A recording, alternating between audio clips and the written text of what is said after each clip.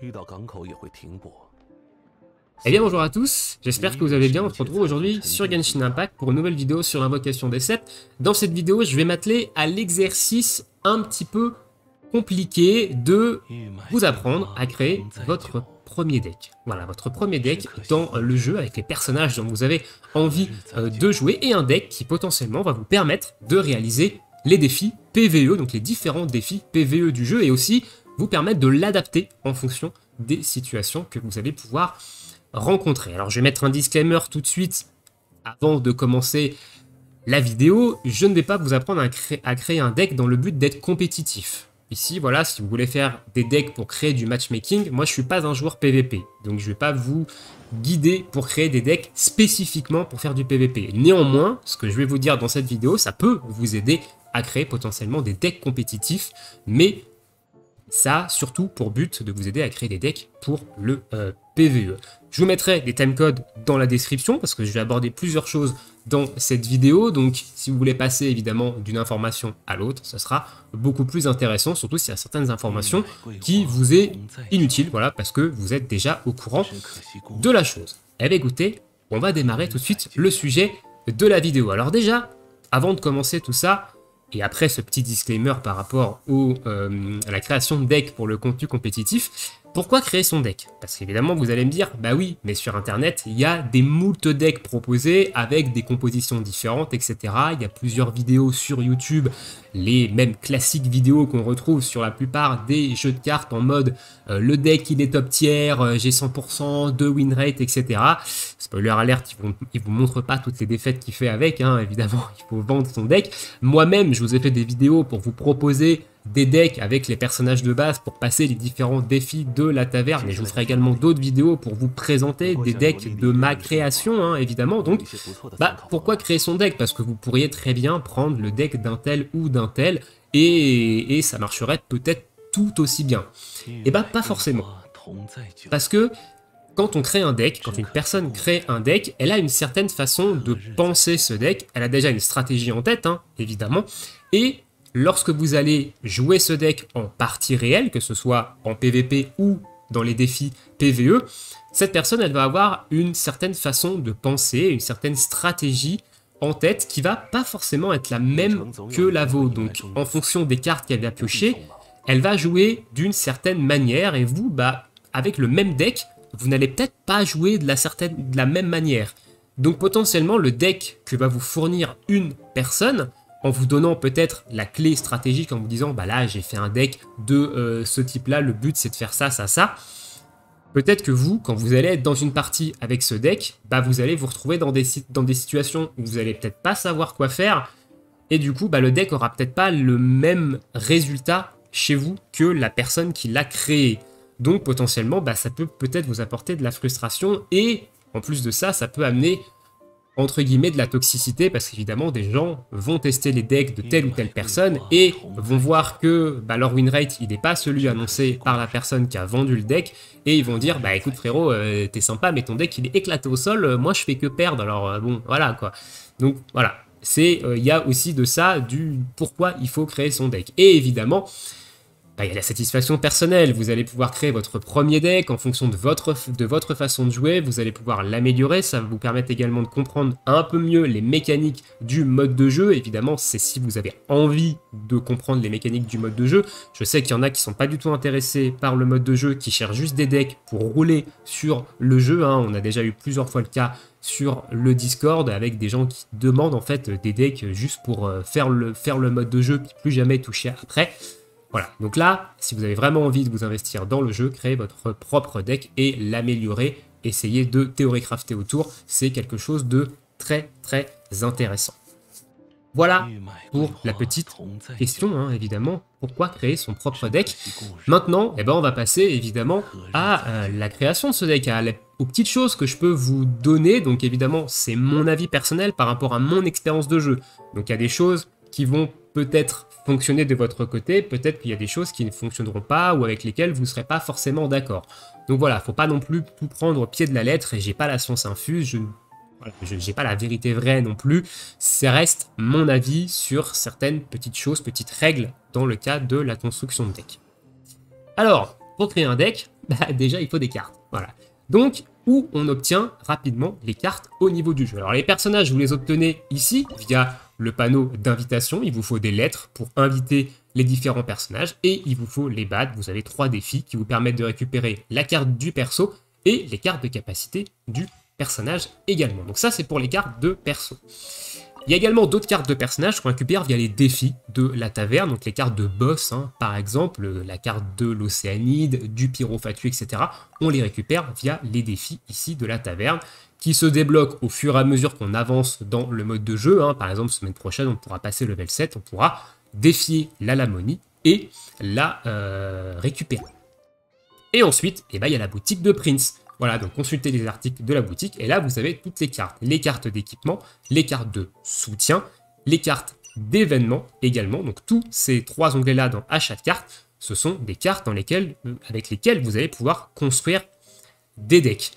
Dans un premier temps, évidemment, je vous conseille fortement de garder vos jetons pour acheter des cartes le plus possible, pour vous ouvrir également plus de possibilités au niveau des decks. Notamment, les cartes d'équipement sont peut-être pas très values en premier. Prenez peut-être juste les équipements qui vous intéressent pour les personnages que vous avez envie de jouer. Les cartes de soutien, il y en a qui sont très intéressantes. Hein. Moi, j'ai commencé à un petit peu tout acheter personnellement. Mais voilà, il y a des cartes de soutien qui sont très intéressantes. Et il y a des cartes d'événements également qui sont très intéressantes, notamment les résonances qui peuvent vous ouvrir potentiellement des decks avec 2 fois le même élément dedans. Voilà, donc concentrez-vous, je pense, dans un premier temps sur l'achat des différentes cartes pour vous ouvrir plus de possibilités de deck. Ici, on a des cartes d'illustration dynamique, que ce soit pour les personnages, équipements, soutien et événements.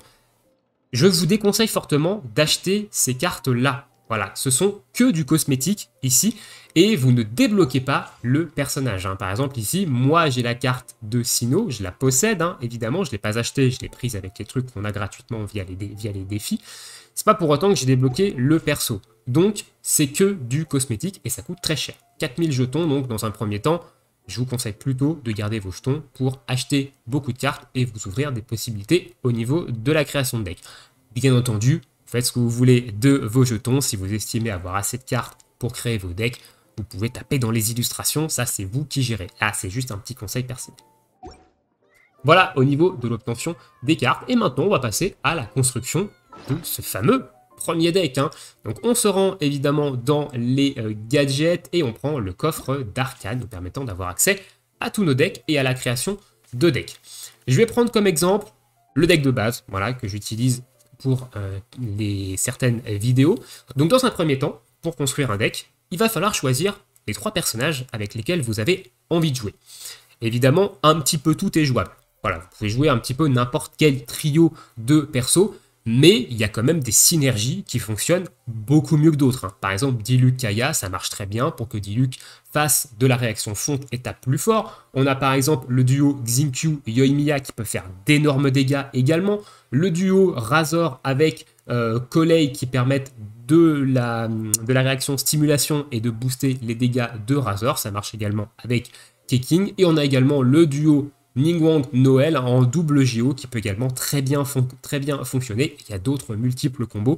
Ici, je vous donne que des exemples. Donc, choisissez dans un premier temps les personnages avec lesquels vous avez envie de jouer et les synergies avec lesquelles les persos vont pouvoir fonctionner entre eux. Une fois que vous avez des synergies en tête, que vous avez bien évidemment imprégné les différentes compétences de vos personnages, ça va déjà vous aider à mettre certaines cartes dans votre deck pour activer en fait tout simplement ces potentielles synergies ou ces potentiels combos que vous allez pouvoir faire entre les persos. Avant de passer à la construction du deck de 30 cartes, et je vais vous parler d'un mécanisme en fait dans les jeux de cartes qui s'appelle la curve. La curve, dans l'invocation des 7 de Genshin Impact, concrètement, c'est le ratio des dépensés durant une manche par rapport aux dégâts que vous allez infliger à l'adversaire en face. Si vous passez par exemple une manche dans laquelle vous allez utiliser principalement vos dés pour vous équiper, pour vous mettre des buffs, pour mettre des cartes de terrain, etc. et que vous n'infligez pas de dégâts à votre adversaire. Vous allez avoir une curve qui va être négative parce que le ratio dés que vous avez utilisé durant cette manche, dégâts infligés à l'adversaire, est négatif. Évidemment, vu que vous en avez infligé que très peu, voire pas du tout. Il faut du coup que la manche suivante, vous puissiez rattraper, en fait, tout simplement, les dégâts que vous n'avez pas fait durant la manche précédente et que vous puissiez infliger beaucoup de dégâts. Donc il faut que cette dépense de dés dans la manche précédente qui vous a servi à vous buffer, etc., soit value dans la manche suivante. Entre guillemets, dans l'invocation des 7, la curve, c'est ça, c'est le ratio de dés dépensés par rapport aux dégâts que vous allez infliger. Ce mécanisme, il est important à prendre en compte parce que du coup, quand vous allez créer votre deck, il va avoir une certaine incidence quand même sur votre deck. Vous allez sûrement le tester en partie et vous allez peut-être voir les différents problèmes que votre premier deck pourra avoir et vous allez peut-être pouvoir l'ajuster par rapport à cette curve, justement. Voilà, la petite parenthèse au niveau de la curve. Passons maintenant à la construction du deck, donc aux 30 cartes que vous allez sélectionner au niveau de votre deck. Ici, c'est pas du tout un deck spécialement opti, hein. J'ai mis des cartes un petit peu random, c'est surtout pour la vidéo. Alors, on va commencer par les cartes de capacité de vos personnages. Voilà. Elles sont pas toutes obligatoires. Lisez bien les cartes de capacité des persos, potentiellement, en fonction de la stratégie que vous voulez adopter avec votre deck, et ben vous n'allez peut-être pas avoir besoin de telle ou telle carte de personnage. Alors, au niveau des stratégies, on en a, je peux vous donner 3 exemples. On peut par exemple avoir un deck fast charge, donc ça veut dire que vous allez avoir pour but de charger l'ultime d'un personnage très rapidement, dans le but potentiellement d'éliminer un personnage en face. On peut par exemple créer un deck fast charge autour de Diluc pour qu'il charge très vite son ultime et qui balance son phénix sur un ennemi en face afin de l'éliminer très vite. Donc le fast charge, c'est ça, c'est le fait de charger son ultime très vite dans le but d'éliminer, de mettre de la pression sur l'équipe en face très vite. A l'inverse, on peut avoir le slow charge qui lui va consister à charger plusieurs ultimes avant de charger et de déclencher l'ultime de votre gros DPS, de votre personnage qui va faire les gros dégâts. Donc par exemple, on pourrait prendre une team Diluc, Mona, Bennett qui dans cette team, vous allez peut-être d'abord charger l'ultime de Bennett, vous allez le claquer. Ensuite, vous allez charger l'ultime de Mona, vous allez l'utiliser, ce qui fait que vous allez avoir le boost de Bennett et l'ultime de Mona. Et ensuite, vous allez charger l'ultime de Diluc et vous allez mettre un gros ultime avec Diluc. Vous êtes dans ce qu'on appelle le slow charge, parce que ici, vous avez chargé des ultimes support avant et la charge est beaucoup plus longue, vu qu'il faut charger beaucoup plus d'ultimes avant d'envoyer la sauce avec Diluc. On a également le type de deck stall, hein. Donc ici, ça va être des équipes qui vont pas infliger d'énormes dégâts d'un coup, mais qui vont infliger des petits dégâts par-ci par-là, donc à coup de réaction électrocution, dispersion ou même supraconduction, hein, ces petites réactions qui tapent un petit peu tout le monde à coup de -1, -2. Et du coup, vous allez avoir un deck assez défensif pour soigner vos personnages et les protéger contre les dégâts, et vous allez gratter petit à petit la vie des ennemis en face, c'est ce qu'on appelle le stall. Voilà, je vous donne 3 exemples ici de type de deck, donc en fonction du type de deck que vous allez avoir envie, les cartes de capacité des personnages sont peut-être pas spécialement utiles. Donc lisez bien les caractéristiques des cartes de perso, surtout qu'il y en a qui parfois coûtent plus cher que la capacité de base, hein. On peut prendre l'exemple de celle de Kaya, ici, qui coûte 4, alors que la compétence élémentaire de Kaya, elle coûte 3, l'attaque givrée. Mais vous avez un effet qui se coule supplémentaire, ce qui fait qu'elle peut être intéressante dans certaines situations et dans certains types de decks. Voilà, au niveau des cartes de capacité et des types de decks sur ce que je peux vous dire. Donc lisez bien les types de decks. Lisez bien les cartes de capacité, pardon. Les armes. C'est pas spécialement utile, dans un premier temps, de prendre une arme pour chacun de vos persos. Il y a des personnages dans l'équipe qui vont être un petit peu plus support, qui vont pas être là pour infliger principalement des dégâts, donc potentiellement prendre des armes, c'est des coups en dés de plus, et c'est du coup une réduction de la curve. Parce que là, par exemple, les cartes, elles coûtent 3, ou même elles coûtent 2, c'est des dés identiques, et potentiellement, c'est pas des dégâts que vous allez infliger tout de suite. Donc au niveau de la curve, ça la fait descendre. Donc, c'est pas spécialement utile de prendre des armes pour chacun de vos personnages.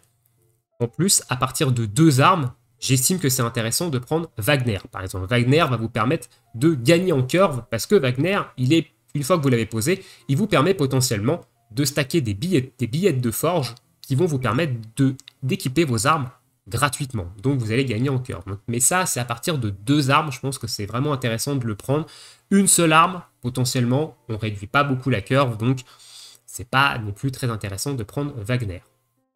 Les artefacts, même réflexion que pour les armes. C'est pas obligatoire de prendre un artefact pour chacun de vos persos. En général, personnellement, j'en prends 2. Je prends artefact DPS pour le perso qui va infliger des gros dégâts et un artefact un petit peu plus support pour tanker, temporiser avec l'un des 2 personnages support ou le personnage support si je joue avec 2 DPS. Donc les artefacts, pareil, et à partir de 2, j'estime que c'est intéressant de mettre Timéus, voilà, qui va lui vous permettre également d'augmenter votre cœur. Donc voilà au niveau des armes, artefacts. Ce que je peux vous dire, c'est un petit peu en fonction de ce que vous avez. Et je vous conseille également de ne pas doubler les cartes. Certains diront que c'est pour les piocher plus vite. Statistiquement, c'est vrai. Si vous doublez une carte, vous avez statistiquement plus de chances de la piocher. Le problème, c'est que les cartes d'armes, elles sont équipées comme les cartes d'artefacts. Une fois que c'est équipé. Donc si vous droppez derrière la deuxième carte d'une arme que vous avez déjà équipée, potentiellement vous avez une carte morte. Et du coup, elle va venir à la place peut-être d'une carte qui aurait pu vous être plus utile dans la situation dans laquelle vous êtes. Donc la carte, vous allez l'utiliser dans l'harmonisation d'éléments, évidemment, pour avoir récupéré un dé qui peut vous intéresser. Mais du coup, eh ben, vous avez une carte morte et potentiellement dans votre main, ça peut être un emplacement mort également. Donc attention, quand vous multipliez, quand vous dupliquez la même carte, j'estime que sur les armes et les artefacts, et même sur les cartes de capacité, c'est pas très intéressant.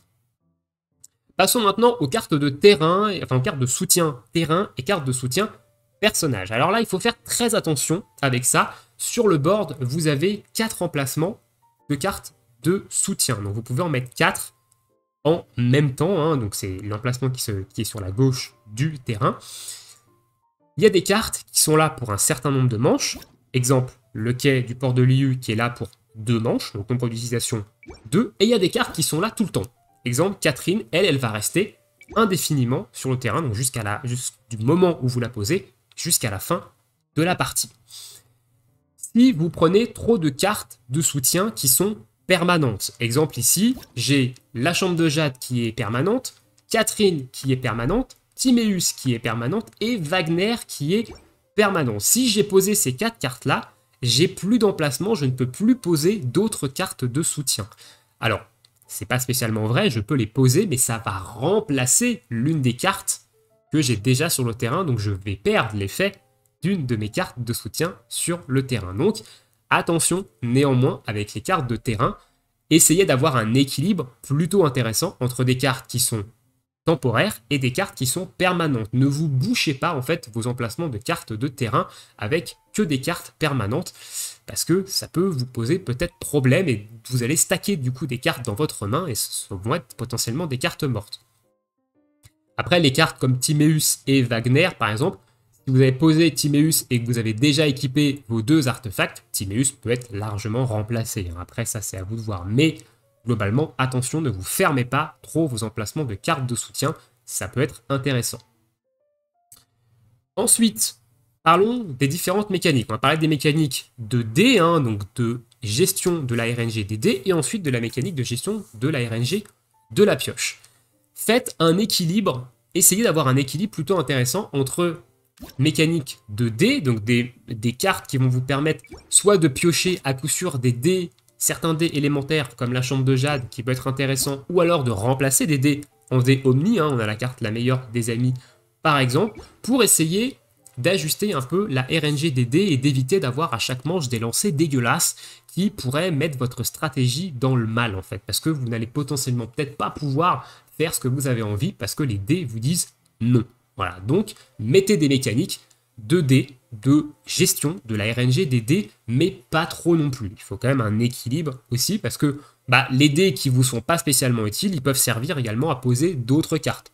Donc ça peut être intéressant d'avoir des dés qui sont pas spécialement utiles pour les utiliser pour d'autres cartes, mais toujours d'avoir un minimum de dés pour pouvoir lancer des actions avec vos personnages. Voilà, ça peut être intéressant. Donc un peu de mécanique de dés, ça peut être cool. Regardez les cartes qui vous permettent d'avoir des mécaniques 2D. Mécanique de pioche également, ça peut être intéressant pour faire tourner votre deck. On a 30 cartes dans le deck. Au début de chaque manche, on en pioche 2. Et potentiellement, vous ne pouvez ne pas piocher les cartes que vous avez envie à l'instant T. Donc des mécaniques de pioche pour pouvoir piocher plus et faire tourner plus vos cartes, ça peut également être intéressant. Attention néanmoins, n'en mettez pas trop.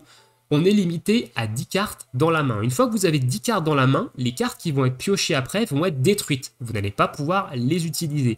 Donc si vous vous rendez compte que votre deck, vous stackez à 10 cartes dans la main pendant plusieurs parties d'affilée, potentiellement vous avez trop de mécaniques de pioche, ou alors vous avez pioché vos mécaniques de pioche trop vite et vous les avez utilisées trop vite. Voilà, donc attention avec ces mécaniques de pioche, il en faut pour faire tourner le deck, mais pas trop non plus pour éviter de vous stacker à 10 cartes et de vous fermer des possibilités parce que vous allez détruire les prochaines cartes que vous allez piocher. Ensuite, on a les mécaniques de charge d'ultime, ici. Donc ça, c'est vraiment en fonction du type de deck que vous allez faire. Si vous êtes sur du fast charge, sur du slow charge, ça peut être intéressant de mettre des mécaniques de charge d'ultime pour les charger, évidemment, plus ou moins rapidement. Si vous êtes sur de la mécanique de stall, les ultimes vont se charger au fil du temps. Donc c'est peut-être pas des cartes qui vont être intéressantes, les cartes à mécanique de charge. Donc ça, c'est vraiment en fonction du type de deck que vous avez envie de construire et aussi des personnages que vous jouez. Il y a des personnages qui vont avoir des ultimes qui vont être très intéressants à balancer rapidement. Et il y en a qui sont pas très intéressants à lancer vite fait et qui vont plutôt être intéressants en fin de game. Donc là, vous allez avoir le temps de les charger. Donc les mécaniques d'ultime, ça dépend vraiment de ce que vous voulez faire autour de vos 3 personnages. Les mécaniques d'action rapide. Alors je vous rappelle, qu'est-ce qu'une action rapide? Pour ceux au fond de la classe qui n'ont toujours pas suivi le tuto, on vous voit évidemment, petite private joke, c'est le fait de pouvoir changer de personnage et de pouvoir attaquer avec ce nouveau personnage dans le même tour. Par exemple, Catherine vous offre une action rapide par manche. Et vous avez également des cartes comme cette carte-là que j'ai trouvée, non, pas celle-ci, celle-ci, le Je m'en charge qui vous offre également une action rapide il vous offre une action rapide également ponctuelle. Donc ça peut être intéressant pour setup des combos. Donc en fonction du type de deck que vous avez envie, les cartes d'action rapide peuvent être intéressantes, couplées à des cartes comme relève qui réduisent le coût en dés élémentaires des switch. Voilà, vous permettant de ne pas utiliser de dés lors de switch et de conserver des dés pour faire des actions avec le nouveau perso. Il y a également cette carte-là que je trouve très intéressante des fois dans certains decks pour setup des combos, Retour de la grue, qui peut vous permettre potentiellement de faire une action rapide sur un personnage. Vous utilisez Retour de la grue, vous utilisez la compétence sur ce nouveau personnage et ce nouveau personnage va automatiquement re-switch sur un autre.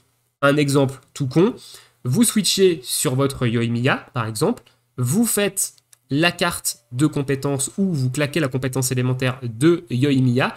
Après avoir claqué Retour de la grue, ça va faire que vous allez setup votre compétence élémentaire de Yoimiya qui, je rappelle, marche en utilisation et pas en manche.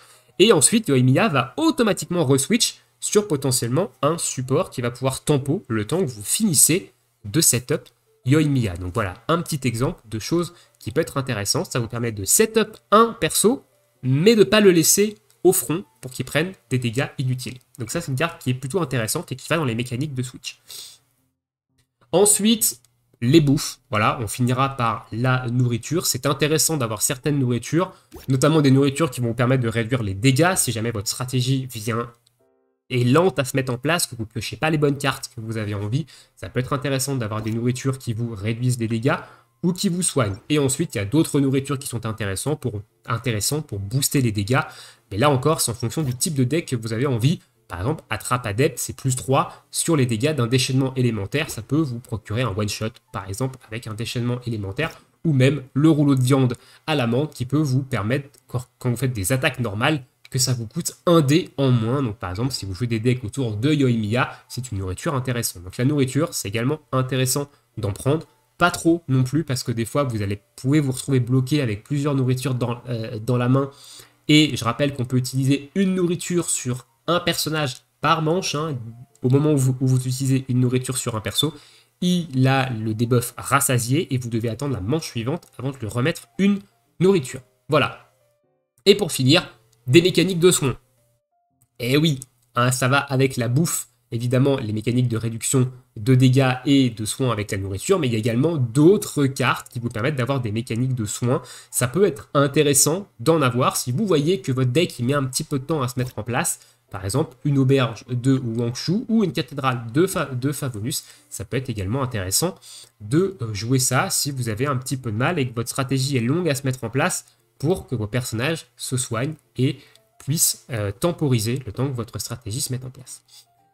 Voilà un petit peu les 2-3 conseils que je peux vous donner pour créer votre premier deck. Après, il faut tester, hein, évidemment, donc déterminer un style de jeu, le créer le premier, lisez bien les cartes, évidemment, essayez de réfléchir à une petite stratégie. Allez le tester, soit vous allez en PVP, soit vous allez en PVE contre différents défis. Je peux vous montrer certains défis qui sont un petit peu ardus et qui vont permettre de mettre votre deck à rude épreuve. Hein. Donc par exemple, ici on est dans le bar, vous pouvez évidemment parler aux différents PNJ ici. Par exemple, on a Gary ici, vous pouvez le défier et ça vous met que c'est un défi de niveau très élevé quand on regarde son alignement.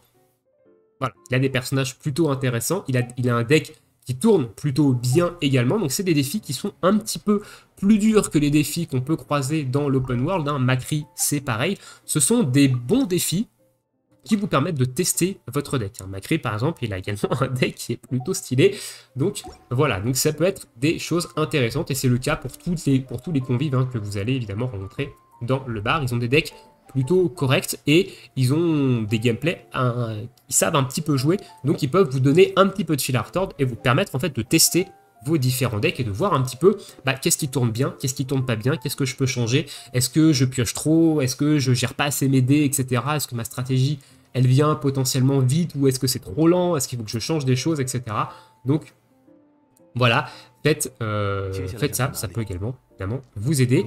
Je vous laisse ici, la vidéo était déjà assez longue, je vous souhaite à tous une très bonne journée, une très bonne soirée. Évidemment, dites-moi dans l'espace commentaire si ça vous a aidé à créer votre premier deck ou si vous vous en battez totalement les couilles et que vous êtes du genre à prendre le deck du copain parce que le mode de jeu ne vous intéresse pas. Chacun, évidemment, joue comme il a envie et sur ce, à bientôt. Ciao, ciao.